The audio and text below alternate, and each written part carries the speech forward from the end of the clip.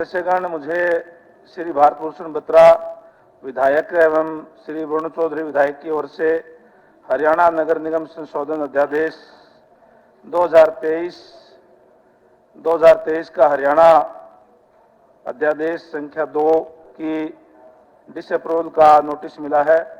अब श्री भारत भूषण बत्रा विधायक अपना प्रस्ताव प्रस्तुत करेंगे। Honorable Deputy Speaker, sir, I beg to know that this House disapproves the Haryana Municipal Corporation Amendment Ordinance 2023, Haryana Ordinance number 2 of 2023 as promulgated by the Governor of Haryana on 12th May 2023. प्रस्ताव प्रस्तुत हुआ कि यह सदन हरियाणा नगर निगम संशोधन अध्यादेश 2023 का हरियाणा अध्यादेश संख्या 2 12 मई 2023 को हरियाणा के राज्यपाल द्वारा यथा लागू को निर्नुमोदन करता है। That this House disapprove the Haryana Municipal Corporation Amendment Ordinance 2023, Haryana Ordinance number of 2023 as promulgated by the Governor of Haryana on 12 मई 2023।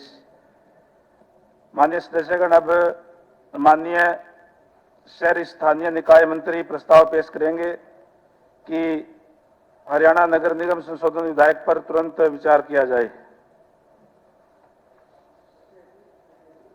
ये दोनों क्लब जरूर हुए हैं और अकॉर्डिंग टू रूल्स पहले डिसअप्रूवल पे आर्गुमेंट्स होगा, वो आर्गुमेंट्स खत्म हो जाएगी और उसके बाद वो ऑर्डिनेंस की बजाय बिल पेश करेंगे। अभी क्योंकि ऑर्डिनेंस तो गवर्नर ने कर दिया, तो अब हम उस पर डिसअप्रूवल के ऊपर आर्गुमेंट्स होगी सबकी, उसमें मैंने मूव जरूर किया है, पर इसमें एवरी मेंबर कैन स्पीक, सत्ता पक्ष के भी बोल सकते हैं, विपक्ष के भी बोल सकते हैं कि जी अप्रूव होना चाहिए, हम कहते हैं डिसअप्रूव। उसके ऊपर आर्गुमेंट्स पूरी हो जाएगी, उसके खत्म होने के बाद फिर आप बिल पेश करोगे। दोनों चीजें एकदम नहीं कि ये पेश हुआ उसके बाद बिल पेश हो जाएगा, उसको थोड़ा डेफर करके इस पे बहस करना। ये रूल्स नहीं, इकट्ठा इसके ऊपर जब ये बिल पेश होगा का एक प्रोसीजर होगा ना, बिल का एक प्रोसीजर होगा ना कि आप बिल पेश करता हूं, उसके बाद आगे क्लास पे आर्गुमेंट्स होगा, ये आर्गुमेंट्स तो पहले ही हो जाएंगे, उसमें आपको पास करने में आसानी होगी, तो इस सब क्लब करने से तो गड़बड़ है। मेरा सुझाव है जी, आदरणीय अध्यक्ष जी, कि मैं इसको विचार के लिए प्रस्तुत कर देता हूं। उस विचार में ये बात भी आ जाएगी, आप भी अपनी बात रख देना उसके अंदर। जब ये इस पे चर्चा में आप हिस्सा लेंगे तो आप वो बात रख देना। ऑर्डिनेंस का बिल पहले, अगर इस ऑर्डिनेंस को हाउस डिसअप्रूव कर देगा फिर क्या होगा? चलो पहले ऑर्डिनेंस पेश होगा जिसको पहले ऑर्डिनेंस। अध्यक्ष महोदय, ऑर्डिनेंस ही अप्रूव नहीं होगा तो बिल कहां से आएगा? उन्होंने मूव किया। ठीक है बत्रा जी। इसमें डिप्टी स्पीकर साहब, सबसे पहले तो है कि मैंने रेजोल्यूशन ये मूव किया है, पर इसमें साथ में ये है कि ये एक वाइटल रूल के अंदर हमने किया है और इसमें सभी पार्टिसिपेट कर सकते हैं। ये नहीं कि मेरे बोलने के बाद ये अब शुरू हो गया, ये कुछ है। हर एक मेंबर को आपको अपॉर्चुनिटी देनी पड़ेगी और ये एक वाइटल इश्यू है कि परिवार पहचान पत्र को वार्ड बंदी के लिए कंपलसरी बनाया गया है और साथ में वार्ड बंदी के लिए जो बैकवर्ड की रिजर्वेशन है उसके ऊपर भी एप्लीकेबल किया गया है। तो इसलिए सभी सदन का जो भी बोलना चाहे उसको आपको मौका देना है, जिसका बिल के ऊपर मौका देते हैं। आप बोल लें, एक मैं बोलूंगा तो बोलेगा नहीं, बाकी लोग भी चर्चा में हिस्सा लें। हाँ। लेकिन जब बिल आ रहा है तो उसके अंदर ले लेंगे सारे। क्यों लेंगे आप? फिर ये प्रोविजन बनाने की क्या जरूरत है? ये कॉन्स्टिट्यूशनल प्रोविजन है, ये कॉन्स्टिट्यूशन का पार्ट है। आदरणीय अध्यक्ष जी, इन्होंने ये पार्ट है, इनको बोलने दो। ये सबकी बात क्यों कर रहे हैं? इनको बोलने दो। किस बात के लिए सबकी बात? अरे आपने पेश किया, आप बोलिए अपनी बात। आप बोल लीजिए और उसके बाद में जो सदस्य हैं जो बोलना चाहते हैं इस बिल के ऊपर, जब बिल के ऊपर पेश करेंगे बिल उस के पे बोल ऊपर दें। ऑर्डिनेंस के ऊपर बोलेंगे आप कमाल करके। आप प्रोसीजर को ओवरलैप क्यों कर रहे हैं डिप्टी स्पीकर?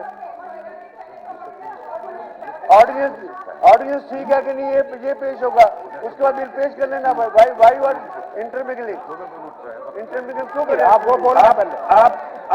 आप ये बताओ, जिस पे बोलने के लिए जब नोटिस देते हैं तो कितने दिन का नोटिस देते हैं? 3 दिन का नोटिस। 3 दिन का नोटिस आपने कब दिया? 3 दिन पहले दिया। 3 दिन पहले, 2 दिन? उससे पहले भी दिया हुआ है, उससे पहले दिया हुआ है। दो ने दिया मेरे ख्याल से। हाँ 2 ने दिया। हाँ, तो आप बोल लें दोनों। आप दोनों बोलना चाहते हैं, बोल लें। रणजी भी बोलेंगे, आप भी बोलिए। आपने बाद में दिया, 3 दिन पहले नहीं दिया। 3 दिन पहले दिया जी। चलो ऐसी आपने तो दिया, जिन्होंने दिया केवल 2। अच्छा तो सभी करेंगे ना? नहीं, 2 जिन मेंबर्स ने दिया है वो दोनों बोल लेंगे, आप उसके बाद में काइंडली लोग आप काइंडली एक चर्चा बार करेंगे गो थ्रू और हो चर्चा कर जाए, लेंगे। आप काइंडली एक बार गो थ्रू हो जाए इससे। अध्यक्ष महोदय, जब बिल पर सारा हाउस डिस्कस कर सकता है, जितने मेंबर चाहे बोल सकते हैं, आप बुलवाओगे तो इस ऑर्डिनेंस को भी डिसअप्रूव करने पे सबका अधिकार है बोलने का। ये कांट बी लिमिटेड टू 2%। जिन सदस्यों ने नोटिस दिया वही तो बोलेंगे। जब ये डिसअप्रूवल के लिए आ गया, when it has been laid on the house, the table of the house, तो डिस्कशन होगा तो ये बोलेंगे, वो कोई बात कह रहे हैं वो बोल लेंगे। अध्यक्ष महोदय, बोलेंगे क्या बात? दादाजी, अध्यक्ष महोदय, क्योंकि उन्होंने अब एक ऑर्डिनेंस के ऊपर एक क्वेश्चन मार्क लगाया, इसको वापस लेना चाहिए। तो पहली बात तो है कि जो रीजन उनको ध्यान में कि इस कारण से वापस लेना चाहिए, वो सारे जवाब उनके जवाब यहाँ से मिल जाएंगे। इसके बाद उसके अतिरिक्त कोई बात बचती है, वरना एक बार सब ओपन करते हैं तो ओपन करने का मतलब है एक दिन तो इसी पर लग जाएगा। आखिर ऑर्डिनेंस का एक औचित्य होता है, वो औचित्य जो है आप कोई प्रश्न करेंगे, औचित्य उसका बताया जाएगा। उस औचित्य के बाद अगर कोई सार्थक बात कहने की किसी की और बात की बच जाती है तो एक आध को 2 पूछ ले, 1 पूछ ले, लेकिन सारे सदस्य बोलेंगे, इसमें से तो अर्थ यह है कि हम इसी को कहना कि उलझाना चाहते हैं। कितने बोलेंगे? 2 मेरा कहना कि एक बार वो बोले, लेकिन एक बार जो ऑब्जेक्शन है वो बोले। प्रोसीजर तो यही है ना, वैन आ जाता है डिसअप्रूव ऑर्डिनेंस, जो बोलना चाहते हैं बोलेंगे। अब बोलेंगे 2 बोलेंगे 3 बोलेंगे, नहीं, बोलना चाहते हैं उसमें बीच में उत्तर भी दिया जा सकता है, समझेंगे नहीं। उसके बाद अगर कोई सप्लीमेंट्री क्वेश्चन होगा तो वो दे देंगे। हाँ तो वही तो मैं कह रहा हूँ, पहले एक बार बुलवा के उत्तर दिलवा दें। वही मैं कह रहा हूँ, जो और बोलना चाहता बोलेगा, एक बार बुलवा के उत्तर दिलवा दें, फिर सप्लीमेंट्री ले लें। बत्रा जी। ऐसे ऑनरेबल चीफ मिनिस्टर सर कि ये प्रेसिडेंट इस हाउस का रहा है, और यहाँ तक कि मेरे पास वो भी प्रेसिडेंट है कि करनाल के एमएलए रामलाल बधवा जी ने इसको दिया था और सारे हाउस के अंदर इसको डिस्कस हुआ था।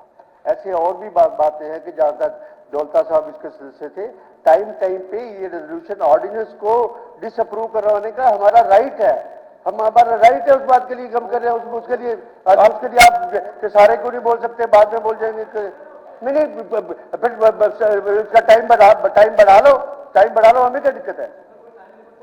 हाँ टाइम लिमिट नहीं कर सकते ना, बोलने के लिए टाइम लिमिट थोड़ा कर सकते हो। चलो ठीक है।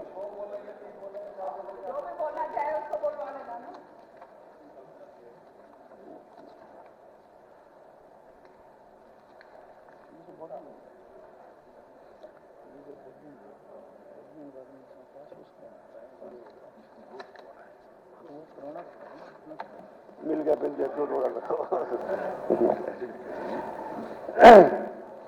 पहले भी स्पीकर साहब इस सदन के अंदर नहीं है और काफी बार इस बात को कहा गया था, और ट्रेडी बेंचेस को भी, ट्रेडी मिनिस्ट्री को भी कहीं कहा गया कि जब भी कोई ऑर्डिनेंस आता है, आज जिस ऑर्डिनेंस के डिसअप्रूवल के लिए, या कोई बिल आता है, अमेंडमेंट बिल आता है, तो ओरिजिनल एक्ट का कंटेंट साथ में देना चाहिए। कोई देता ही नहीं है किसी हालत में। अब ओरिजिनल एक्ट हम पढ़ेंगे, साथ में पहले सप्लाई हो जाए तो उसमें कोई दिक्कत वाली बात नहीं आती। अब ये है कि मैं बताऊंगा आपको कि ओरिजिनल एक्ट जो है, पहले 1994 का कॉर्पोरेशन एक्ट, वो क्या कहता है इस बारे में, ये कर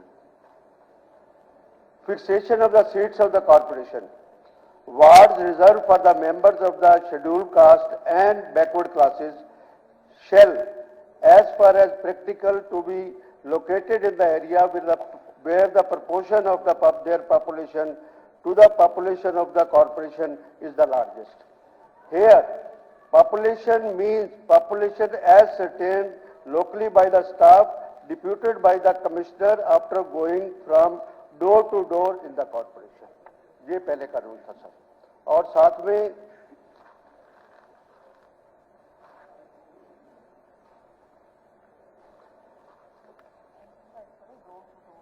हाँ डोर टू डोर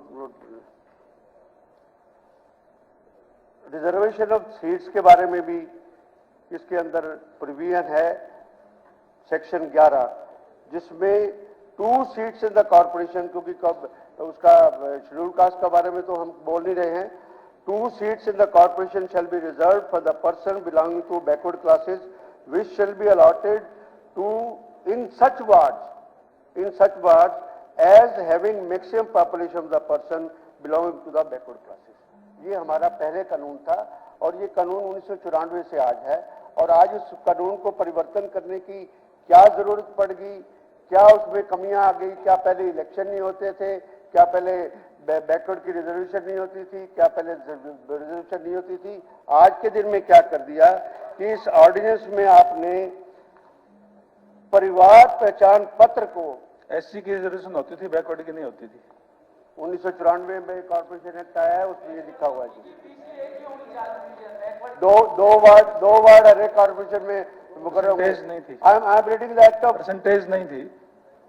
मैं कहता हूँ 1994 के अंदर कॉर्पोरेशन एक्ट आया है, उससे पहले नहीं होती होगी, ठीक है। चल 1994 का एक्ट मैं पढ़ रहा हूँ, मैं तो स्टैट्यूट से पढ़ रहा हूँ, बाहर से तो पढ़ नहीं रहा इस बात के लिए, और कोई अमेंडमेंट भी नीचे नहीं लिखी हुई है इस बात के लिए। जब भी चुनाव हुए हैं बैकवर्ड की रिजर्वेशन हुई है, बैकवर्ड बकायदा वार्ड वहां पर होते थे। अब आ गया जी कि आपका परिवार पहचान पत्र। अब कई बार लगता है कि इस सरकार को थोड़ा सा ना परिवार पहचान पत्र का ऑब्सेशन होता है। हर एक चीज में क्यों परिवार पत्र आ रहा है?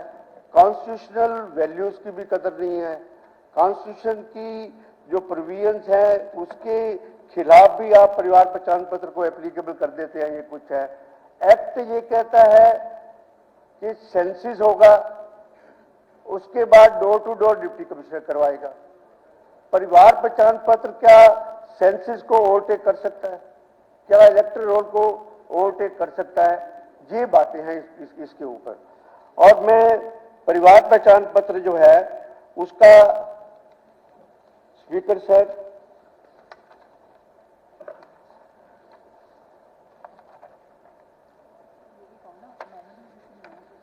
हमने वो कर दिया, वो तो बड़ा हरियाणा परिवार Pehchan Patra 2021 to provide for assignment of the Parivar Pehchan Patra as a unique identifier member to the each family link to of receiving benefits under a scheme, service, subsidy, not determining the population of the state. Therefore, data cannot be used as a method to determine the number of seats in the corporation. Secondly, sir, परिवार पहचान पत्र mandatory नहीं है, ये मुख्यमंत्री खुद बताएंगे। Mandatory नहीं है, जब मैंडेटरी नहीं है तो उसके हिसाब से पॉपुलेशन कैसे डिटरमिन कर सकते हैं उस बात के लिए। और उसके बाद सर परिवार पहचान पत्र एक्ट जो डाटा कलेक्शन है ये वॉक-इन रजिस्ट्रेशन है, जिसकी मर्जी है जाओ अपना करवा लो, या फिर ऑनलाइन रजिस्ट्रेशन है। और सेंसिस के अंदर, सेंसिस एक्ट के अंदर होती है, स्पॉट सर्वे होता है, हर एक हाउस में हर कोई जाता है, dwelling house is being visited and then data is collected, then when Parivar Pehchan पत्र इज मटेरियली डिफरेंट। अब ये मैंडेटरी नहीं, ये भी मैटर है। और उसके बाद sir launching of the Parivar Pehchan पत्र, दुनिया भर की कंप्लेंट्स हैं, कंप्लेंटों का आडंबर बाहर लगा हुआ है। कहां पर किसी की पेंशन काटी जा रही है, किसी की इनकम आ गई है। 2 दिन पहले भी हाउस के अंदर कुछ उस बात के लिए मुद्दे यहाँ पर आए थे कि हिसाब से डाटा कौन कलेक्ट कर रहा है, कैसे कलेक्ट कर रहा है। और यहाँ तक कि मेरे को कहना नहीं चाहिए कि कानून की मर्यादाओं का उल्लंघन करके ये कहते हैं ना डाटा, ये डाटा सत्ता पक्ष के लोग अपने अपने हलकों में बैठते हैं और वो डाटा आता है बल्कि, और फिर उस डाटा में टेलीफोन करते हैं, आजा तेरी पेंशन बनवा दूं, आजा तेरी पेंशन बनवा दूं। This is not the way, क्योंकि वो इनकम जो एक बार डाटा आता है वेरीफाई करके जब पेंशन मिलनी होती है तो ये एक्ट अपनाए जाते हैं, which is not a healthy sign, और ये कोई ठीक नहीं है सर। और उसके बाद पूरा मिसयूज किया जा रहा है उस बात के लिए, और पॉलिटिकल पर्पस के लिए भी यूज किया जा रहा है। और फिर ये PP doesn't in very way, इसकी लीगल सेंटिटी किसी हालत में नहीं है सर। अब मैं आऊंगा सर आखिर में,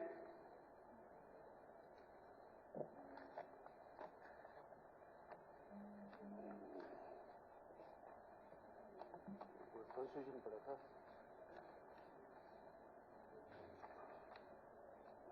ये पढ़ा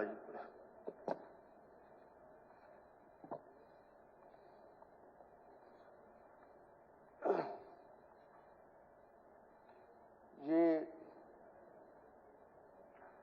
ऑनरेबल हमारे स्वर्गीय राजीव गांधी जी के समय में ये रिजर्वेशन जो थी पंचायती राज भी और म्यूनिसिपल कमेटियों की में दी गई थी, और ये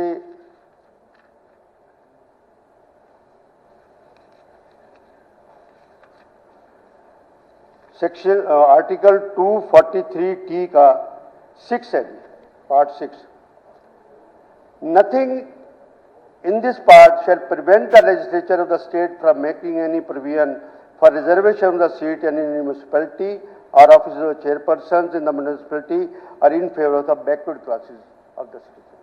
Backward classes की ये T के अंदर इसकी रिजर्वेशन आई हुई है। और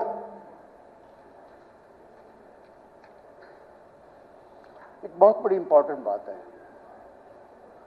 आर्टिकल 243 ZA, क्योंकि ultimately it is related with elections. मुख्यमंत्री कह रहे थे कि ये वोटिंग थोड़ा करवा रहे हैं हम, it is related with that, क्योंकि पॉपुलेशन बनेगी, पॉपुलेशन के बाद वार्डबंदी होगी, उसके बाद एलिजिबल वोटर आएंगे, सब कुछ आएंगे, उस हिसाब से होगा। तो ये सारा का सारा स्टेट इलेक्शन कमीशन का काम है, ना कि परिवार पहचान पत्र अथॉरिटी का काम है। ये अथॉरिटी का काम नहीं है किसी हालत में, ना ही इस एक्ट का काम है। ये तो इलेक्शन टू द म्युनिसिपैलिटी, ये स्टेट इलेक्शन कमीशन का इसमें सारी कार्रवाई है, और ये कॉन्स्टिट्यूशन के अंदर ये चीज। हाँ जी, वो तो अगला आएगा ना टॉपिक, वो तो कल करेंगे नहीं उस पर बात, उस पर कर दिया तो फिर कहेंगे उस पर क्यों बोल रहे हैं कुछ। अब एक बड़ा जबरदस्त मामला आया कि कॉन्स्टिट्यूशन कहता है, पुराना एक्ट कहता है कि बैकवर्ड क्लासेस की रिजर्वेशन होनी चाहिए। अब सरकार को इस बात का जवाब दे, इन्होंने ऑर्डिनेंस में ये कह दिया कि बैकवर्ड कैटेगरी ए के लिए सीटें रिजर्व होंगी, whereas constitution says backward class. ये ए भी कहां से लेके आ गए? इतने ही अगर भले हैं आप तो फिर भले होके इतना तो फिर SC A और SC B भी कर दो, उसके लिए भी कुछ सेक्शन डिमांड करते हुए इस बात के लिए। ये कौन सी राजनीति का हिस्सा है कि आप बी का तो जिक्र नहीं करो कहीं पर, बैकवर्ड क्लासेस का आप बैकवर्ड क्लास है और ए की रिजर्वेशन टोटल कर दी और बी की नहीं। ये सबके सोचने की बात है, ये सत्ता पक्ष के जो विधायक हैं उनके भी सोचने की बात है इस बात के लिए कि क्या आप रिजर्वेशन सिर्फ ए के लिए चाहते हैं या बी के लिए बिल्कुल नहीं चाहते। बी को कहां डालोगे इस बात के लिए?